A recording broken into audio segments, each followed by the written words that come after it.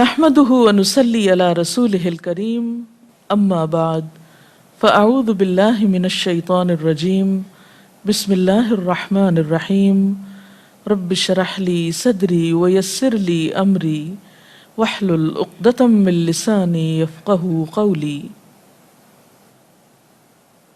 اعوذ باللہ من الشیطان. قرآن پاک کی ابتدا الحمدللہ سے ہوتی ہے. الحمدللہ کلمہ شکر ہے.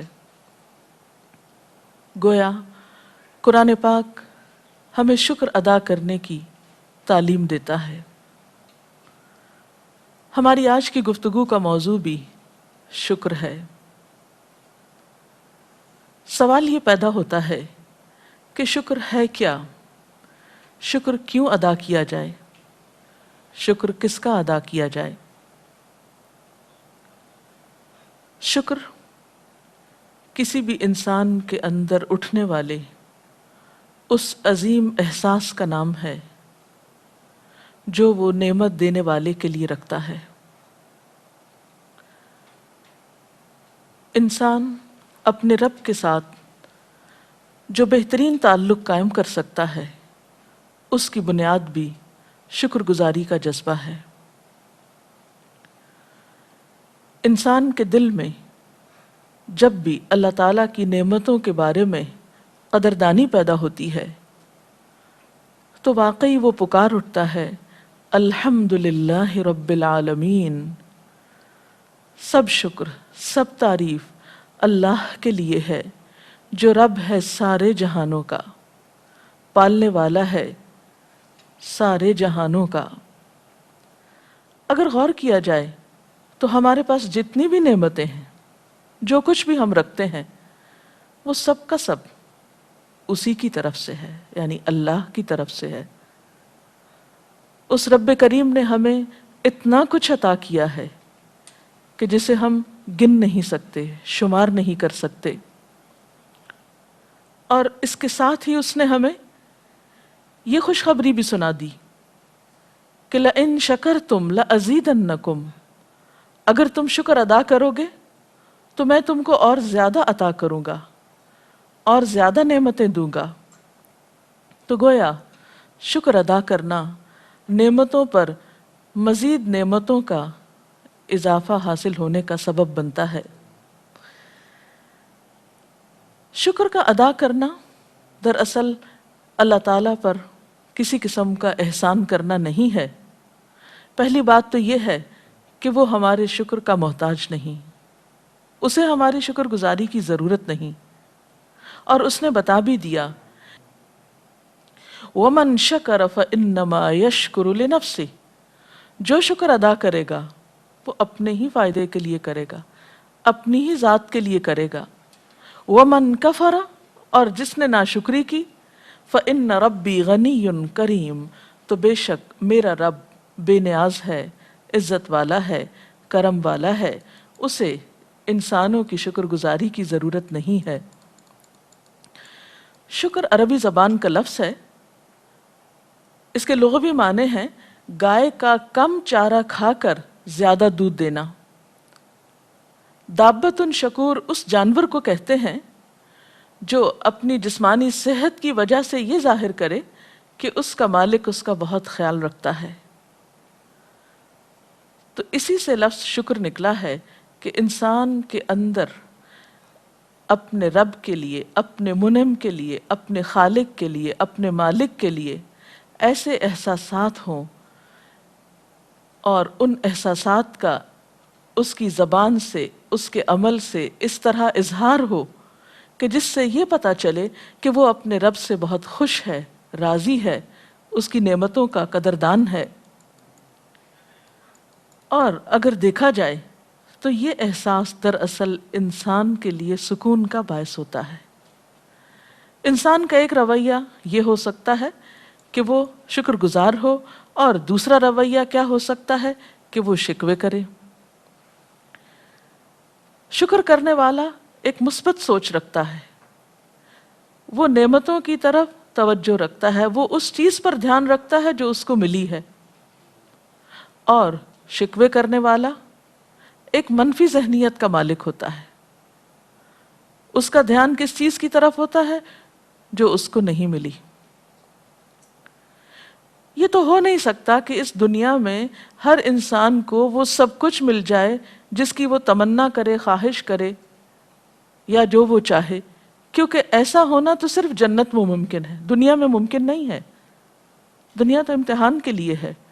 اس میں اللہ تعالیٰ نعمتیں دیتا بھی ہے اور دے کر یہ دیکھتا ہے کہ نعمتوں کے ساتھ ہم کرتے کیا ہیں اور کتنے شکر گزار ہوتے ہیں. اور بعض اوقات ہمیں کسی نعمت سے محروم بھی رکھ سکتا ہے، اور وہ ایسا کرنے کا حق رکھتا ہے. وہ خالق ہے، وہ مالک ہے، وہ جو چاہے کرے، اسے کوئی پوچھ نہیں سکتا. لیکن ہم سب کے سوچنے کی بات یہ ہے کہ ہم اپنے رب کے بارے میں کس طرح کے احساسات رکھتے ہیں. کیا ہماری سوچ پازیٹیو ہے، مثبت ہے؟ کیا ہم شکر گزار بندوں میں شامل ہوتے ہیں یا پھر ناشکری کرنے والے ہیں؟ اور اگر ہم شکر گزار ہوں گے تو یہ شکر گزاری ہمارے اپنے ہی لیے فائدہ مند ہوگی، اللہ تعالیٰ کی مزید نعمتوں کے مستحق ہوں گے، اور اگر نہیں تو اپنا ہی نقصان ہے. تو آئیے دیکھتے ہیں کہ ہم کس طرح اللہ کے شکر گزار بندے بن سکتے ہیں. اس کے لیے ہمیں کیا کرنا ہوگا، کس قسم کی سوچ اپنانا ہوگی.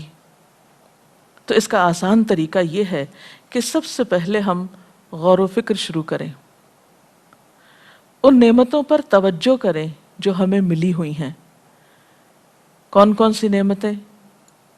اپنے جسم اور وجود کی نعمت پر غور و فکر کریں. جو کچھ ہم کھاتے پیتے ہیں ان نعمتوں پہ غور کریں.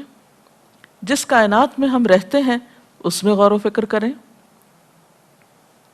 اگر ہم اپنی ہی ذات سے شروع کریں، اپنے ہی وجود سے شروع کریں، قرآن پاک میں اللہ تعالیٰ فرماتے ہیں وَجَعَلَ لَكُمُ السَّمْعَ وَالْأَبْصَارَ وَالْأَفْئِدَةَ قَلِيلًا مَا تَشْكُرُونَ، اور اس نے تمہارے لیے کان اور آنکھیں اور دل بنائے، لیکن تم کتنا کم شکر ادا کرتے ہو.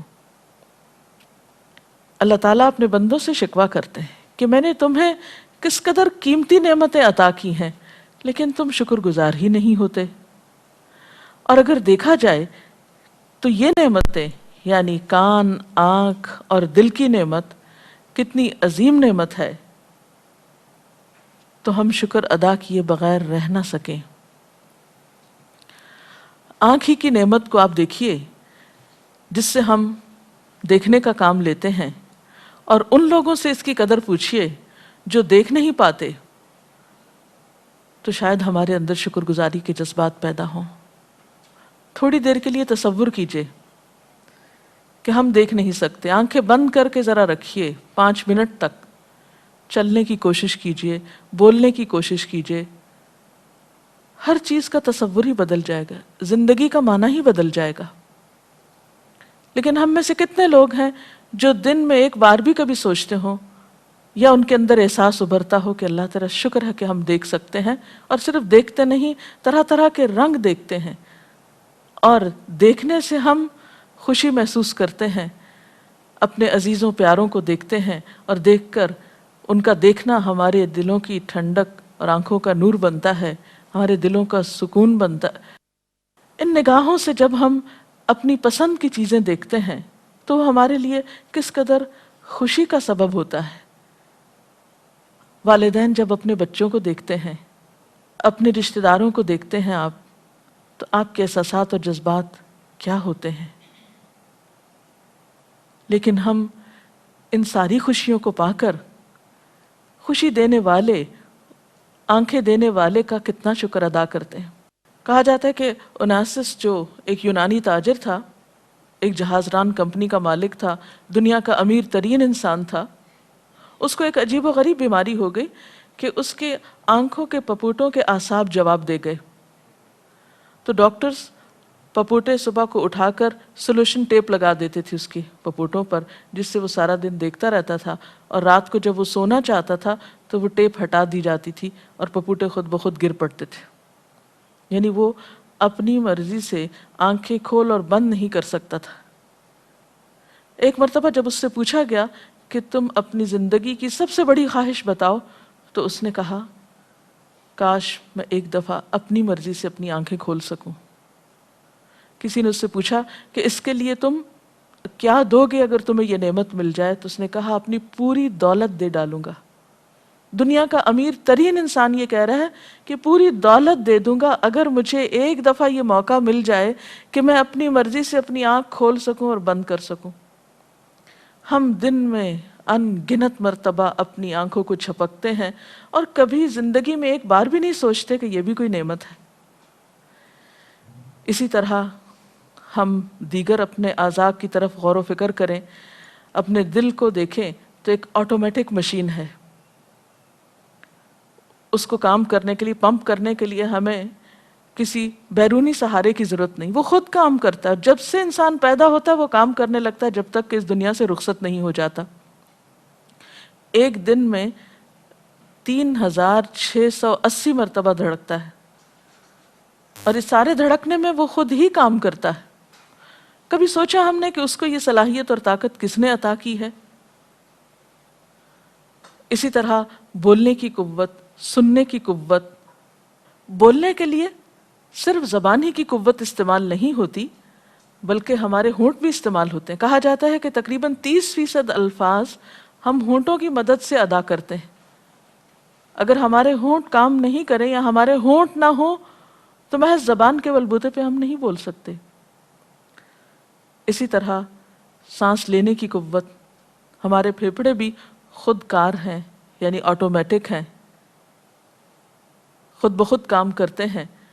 اگر آپ کو اپنے پھیپھڑوں کو خود پمپ کرنا پڑتا سانس لینے کے لیے تو شاید آپ کے اگر ہاتھوں سے مثلاً یہ کام لینا ہوتا تو ہاتھ تھک جاتے، اور ہم سوتے کیسے؟ سو ہی نہ سکتے۔ ہم سو رہے ہوتے ہیں، ہمارا دل کام کر رہا ہے، ہمارے پھیپھڑے کام کر رہے ہیں، ہمارے جسم میں خون رواں دواں ہے۔ یہ سب کچھ ہمیں کس نے عطا کیا ہے؟ یہ سب کچھ خود نہیں بنا، یہ اللہ تعالیٰ کے دینے سے ہم کو ملا ہے۔ سونگھنے کی قوت، انسانی ناک تقریباً 3000 خوشبوئیں سونگھ سکتا ہے، اور پھر آپ دیکھیں ہم کس طرح ان میں تمیز بھی کر سکتے ہیں۔ یہ سب کچھ ہمیں کس نے دیا؟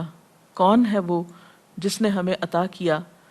سننے کی قوت کو دیکھیں تو ایک وقت میں 1.25 آوازیں سن سکتے ہیں ہم، اور پھر آپ دیکھیں ہم صرف سنتے نہیں، ہمیں سن کر پہچان ہو جاتی ہے۔ مثلاً کسی انسان کے قدموں کی چاپ سے ہم پہچان جاتے ہیں کہ کون گھر میں آیا ہے، گھر والوں میں سے کوئی ہے یا کوئی اجنبی آیا ہے۔ اسی طرح ہوا کے چلنے کی سرسراہٹ تک کو ہم پہچان لیتے ہیں۔ یہ سب پہچان، یعنی صرف سننے کی طاقت نہیں، سن کر پھر آوازوں کے پہچاننے کی طاقت جو ہے، یہ سب کچھ بھی اللہ تعالیٰ کی دین ہے۔ اسی طرح ہمارے ہاتھوں کی موومنٹ، اس میں پکڑنے کی قوت، لکھنے کی قوت، اور مختلف کام جو ہم ہاتھوں سے لیتے ہیں جن کا کوئی شمار ہی نہیں، یہ سب کچھ ہمیں کس نے عطا کیا ہے؟ اسی رب کریم نے۔ اگر اس میں سے ایک نعمت بھی کم ہو جائے تو ہماری زندگی دوبھر ہو جائے۔ اسی طرح ہمیں سونے کی جو نیند کی نعمت اللہ تعالیٰ نے عطا کی ہے کہ ہم دن بھر کام کر کے تھک جاتے ہیں، پھر اللہ تعالیٰ ہمیں سلا دیتا ہے۔ پھر اسی طرح جو کچھ ہم کھاتے ہیں، بچہ ابھی پیدا نہیں ہوتا تو اللہ تعالیٰ اس کے دودھ کا انتظام کر دیتے ہیں۔ پھر اسی طرح جو انسان بڑا ہوتا چلا جاتا ہے، اور نہ صرف یہ کہ انسان بلکہ بے شمار اس کائنات کے اندر دیگر مخلوق ہے جو اللہ تعالیٰ نے انسان ہی کی خاطر پیدا کی ہے، جو مختلف فنکشنز یا مختلف کام وہ کرتے ہیں۔ یہ سب کچھ کائنات کے اندر جو کچھ بھی ہے یہ اللہ تعالیٰ نے ہمارے لیے بنایا ہے، جیسا کہ ایک آیت میں آتا ہے خلق لکم ما فی الارض جمیعا، زمین میں جو کچھ ہے وہ سارے کا سارا تمہارے لیے پیدا کیا گیا ہے۔ لیکن ان نعمتوں کو پا کر ہم کیا کر رہے ہیں؟ ہم سب کو سوچنے کی ضرورت ہے۔ اللہ تعالیٰ قرآن پاک میں سورۃ یاسین میں فرماتے ہیں وَآیَةٌ لَهُمُ الْأَرْضُ الْمَيْتَةُ أَحْيَيْنَاهَا وَأَخْرَجْنَا مِنْهَا حَبًّا فَمِنْهُ يَأْكُلُونَ وَجَعَلْنَا فِيهَا جَنَّاتٍ مِّن نَخِيلٍ وَأَعْنَابٍ وَفَجَّرْنَا فِيهَا مِنَ الْعُيُونِ لِيَأْكُلُوا مِنْ ثَمَرِهِ وَمَا عَمِلَتْهُ أَيْدِيهِمْ أَفَلَا يَشْكُرُونَ۔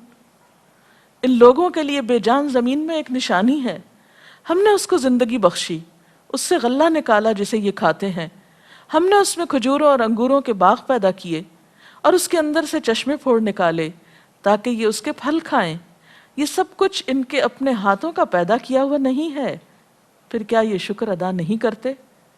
یعنی اللہ تعالیٰ نے یہ ساری نعمتیں ہمارے لیے بنائی ہیں، ہمیں دعوت دی ہے کہ ہم ان کو استعمال کریں، اور استعمال کرنے کے بعد ہم سے کسی قسم کی کوئی پیمنٹ نہیں مانگی، کوئی کرایہ طلب نہیں کیا، صرف کس چیز کا مطالبہ کیا ہے کہ ان کو استعمال کر کے شکر ادا کیا جائے، کیونکہ شکر ایک ایسا جذبہ ہے جو خالق اور مخلوق کے درمیان ایک خوبصورت تعلق کو جنم دیتا ہے۔ شکر گزاری اگر نہ ہو اور انسان نعمتوں کے استعمال کو بغیر کسی احساس کے ساتھ کرتا چلا جائے تو ایسا انسان پھر انسان کہلانے کا مستحق نہیں۔ اس لیے کہ انسان کو اللہ نے عقل اور شعور دی بھی اس لیے ہے کہ وہ ان چیزوں کو استعمال کرے اور پھر دینے والے کو پہچانے، اس کے آگے جھکے۔ پھر آپ دیکھیے کہ شکر جو ہے وہ صرف دل میں نہیں ہوتا، اگرچہ وہ اٹھتا دل سے ہے، لیکن جو چیز دل سے اٹھتی ہے پھر وہ زبان پر آ ہی جاتی ہے، اور اس کے لیے پھر انسان اپنے رب کا ذکر کرتا ہے۔ تو شکر کا عملی طریقہ کیا ہے کہ دل کے احساسات کو زبان پر لایا جائے، اپنے رب کا ذکر کیا جائے، اور ذکر میں بھی نہ صرف یہ کہ رٹے رٹائے کچھ جملے ہوں یا کچھ وظیفے ہوں، بلکہ ذکر کرتے وقت بھی انسان کا دل زبان کا ساتھ دے رہا ہو۔ اور ذکر کا ایک انداز یہ بھی ہے کہ انسان انسانوں کے ساتھ بیٹھ کر اپنے رب کی بات کرے، اپنے رب کو یاد کرے اور اس کا شکر ادا کرے، اللہ کا نام لیتے ہوئے شرمائے نہیں، اس کا ذکر کرتے ہوئے برا نہیں منائے، کیونکہ بسا اوقات ایسا بھی ہوتا ہے کہ کچھ لوگوں کے سامنے جب اللہ کی بات کی جاتی ہے تو وہ اس میں دلچسپی نہیں لیتے۔ نہیں، اللہ سے بڑھ کر اور کون ہو سکتا ہے کہ جس کا ذکر انسان کے دل کے لیے سکون کا باعث ہو۔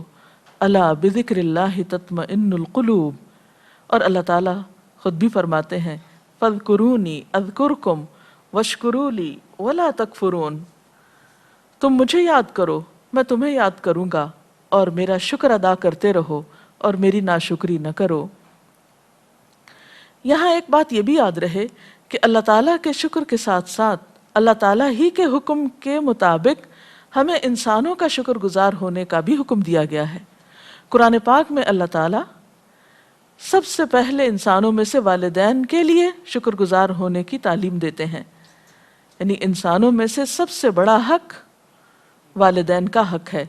سورۃ لقمان میں اللہ تعالیٰ فرماتے ہیں انشکر لی ولوالدیک، کہ اے بندے میرا شکر ادا کر اور اپنے والدین کے شکر گزار ہو، کیونکہ انسان پر سب سے بڑا حق والدین کا حق ہے۔ اور پھر اس کے بعد وہ تمام انسان جو کسی بھی انسان پر کسی بھی طرح کا کوئی احسان کرتے ہیں، اور نبی صلی اللہ علیہ وسلم نے شکر گزار ہونے کے لیے خاص تلقین فرمایا من لم یشکر الناس لم یشکر اللہ، جو لوگوں کا شکر ادا نہیں کرتا وہ اللہ کا بھی شکر گزار نہیں ہو سکتا۔ گویا اللہ تعالیٰ کے حکم کے تحت ہر احسان کرنے والے، خواہ اس کا احسان چھوٹا ہو یا بڑا، اس کا شکر گزار ہونے کی ضرورت ہے۔ اور شکر کرنے والا اپنی، اور پھر یاد رکھیے کہ شکر کا فائدہ خود انسان ہی پر پلٹتا ہے، انسان ہی کی طرف لوٹتا ہے۔ جو شکر ادا کرتا ہے وہ بندوں میں بھی مقبول ہوتا ہے، بندوں کی محبت بھی پاتا ہے، اور یقینی طور پر اللہ کی محبت بھی، کیونکہ شکر ادا کرنا اللہ تعالیٰ کو پسند ہے۔ قرآن حکیم کی ابتدا بھی اسی سے ہوتی ہے، الحمدللہ رب العالمین۔ ہمارے دین کا یہی پیغام ہے ہم سب کے لیے، اور جب تک دل میں شکر گزاری نہ ہو اس وقت تک انسان دیندار کہلانے کا حقدار بھی نہیں۔ اللہ تعالیٰ سے دعا ہے کہ وہ ہمیں شکر کی ادائیگی کی توفیق عطا فرمائے۔ اب آپ کے ذہن میں اگر کوئی سوال ہو تو آپ کر سکتے ہیں، سوال کریں، آپ کریں سوال۔ قرآن کریم میں اللہ تعالیٰ ارشاد فرماتے ہیں کہ شاکر علیم کا لفظ اللہ تعالیٰ کے لیے آیا ہے، اور یہاں شاکر جو ہے شکر کرنے والا، جس میں قدردان کے میننگ استعمال کیے گئے ہیں، تو اس کو تھوڑا سی وضاحت کر دیجیے آپ کہ ایک شکر گزاری قدردانی کے میننگ میں کس طرح سے ہے۔ اصل بات یہ ہے کہ شکر گزار دراصل قدردان ہی ہوتا ہے، قدر پہچان رہا ہوتا ہے، یعنی جو کسی کا شکر گزار ہوتا ہے وہ دراصل اس کی قدر جان رہا ہوتا ہے، قدر پہچان رہا ہوتا ہے، اس کی قدر کر رہا ہوتا ہے کہ جس نے میرے ساتھ کوئی احسان کیا ہے میں احسان کو، اس کے احسان کو بھولا نہیں ہوں۔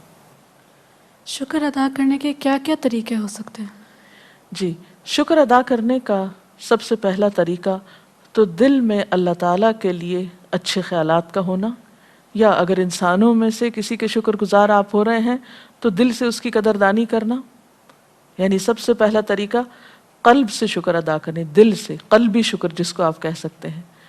دوسرا زبان سے شکر ادا کرنا، مثلا اگر کسی نے آپ پر احسان کیا ہے تو آپ صرف دل میں ہی اس کے بارے میں اچھے خیالات نہ رکھیں بلکہ زبان سے بول کر دوسرے کا شکریہ ادا کریں۔ اس سے آپ دیکھیں گے کہ انسانوں کے ساتھ آپ کے تعلقات بہت اچھے ہو جائیں گے۔ اور زبان سے اللہ تعالیٰ کا شکر ادا کرنے کا طریقہ کیا ہے کہ اللہ تعالیٰ کا کثرت سے ذکر کیا جائے۔ اور تیسرا طریقہ جوارح سے، یعنی انسان اپنے عمل سے جواباً کچھ کام کرے، مثلا اللہ تعالیٰ کی عبادت کرے، اور بندوں کا شکر کس طرح کہ عملاً ان کے لیے کچھ کرے، مثلا جب وہ آپ کی مدد کے محتاج ہوں، جیسے والدین کا شکر گزار ہونے کے لیے کہا گیا، تو اس کے لیے صرف اتنا کافی نہیں کہ ہم دل میں اپنے والدین کو اچھا سمجھیں یا زبان سے ان کی تعریف کریں، نہیں، یہ بھی ضروری ہے کہ جب والدین کو ہماری ضرورت ہو خدمت کی تو ہم خدمت کے لیے حاضر بھی ہوں۔ گویا جب تک محسن کی اطاعت نہیں ہوتی اس وقت تک صحیح معنوں میں شکر کی ادائیگی نہیں ہوتی۔ جس طرح آپ نے بتایا کہ اللہ تعالیٰ کے ساتھ شکر ادا کرنا ہے تو بندوں کے ساتھ بھی شکر ادا کرنا ہے، تو بندوں کے ساتھ ہم کس طرح شکر ادا کر سکتے ہیں؟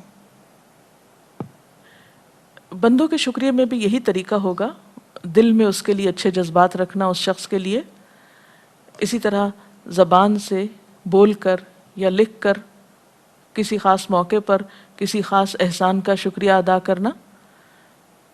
زبانی جو ہم تھینکس کے یا شکریہ کے الفاظ اپنی گفتگو میں استعمال کرتے ہیں، یہ انسانی تعلقات کو بہت خوبصورت بناتے ہیں۔ چھوٹی چھوٹی بات پر، چھوٹے چھوٹے احسان پر، ضروری نہیں کہ کسی نے کوئی بہت بڑا احسان کیا تو اس وقت شکریہ ادا کیا جائے، کسی کی چھوٹی چھوٹی نیکی جو ہے ہمارے ساتھ، وہ سب بھی اس قابل ہے کہ اس پر شکریہ بولا جائے۔ اور تیسری چیز یہ ہے کہ جب وہ انسان ہماری مدد کا محتاج ہو تو ہم عملی طور پر اس کے کام آئیں اور اس کے لیے ہمیشہ خیر خواہ رہیں، اس کے ساتھ برا نہ کریں، کیونکہ محسن کے ساتھ برائی کرنے والا ناشکرا ہوتا ہے، اور ناشکرا انسان اللہ اور بندوں دونوں کا ناپسندیدہ ہوتا ہے۔ قرآن پاک میں یہ دعا سکھائی گئی ہے، رب اوزعنی ان اشکر نعمتک التی انعمت علی وعلی والدی وان اعمل صالحا ترضاہ وادخلنی برحمتک فی عبادک الصالحین۔ اے اللہ مجھے توفیق دے کہ میں تیری ان نعمتوں کا شکر ادا کروں جو تو نے مجھے اور میرے والدین کو عطا فرمائیں، اور ایسا نیک عمل کروں جس سے تو راضی ہو جائے، اور مجھے اپنی رحمت کے ساتھ اپنے نیک بندوں میں شامل کر لے۔ وآخر دعوانا ان الحمد للہ رب العالمین۔ اللہ اکبر اللہ اکبر لا الہ الا اللہ واللہ اکبر اللہ اکبر وللہ الحمد۔